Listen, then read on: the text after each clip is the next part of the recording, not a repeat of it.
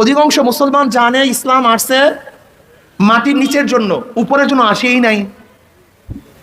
অধিকাংশ মুসলমান মনে করে ইসলাম মানি নামাজ রোজা বাস, অন্য কোনো কাজের মধ্যে ইসলাম আদৌ প্রভাব ফেলতে পারে না।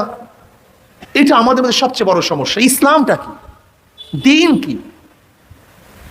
দেখেন, খুব খেয়াল করুন, সবাই আমার হাতের দিকে তাকান। আমার হাত দেখতেছেন সবাই? সবাই আমার হাতের দিকে তাকান।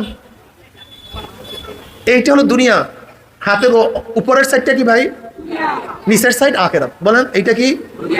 নিচের সাইড। খুব খেয়াল করেন তো, উপরের সাইড, নিচের সাইড। এই দুনিয়াতে যা কিছু করবেন, যা কিছু বলবেন, যা কিছু দেখবেন, যা কিছু শুনবেন, সব এখানে পাবেন। কথা বোঝাতে পারেনি? তাহলে আপনি ইসলামকে শুধু কবরের নিচের কথা বলেন কেন? আগে তো উপরের।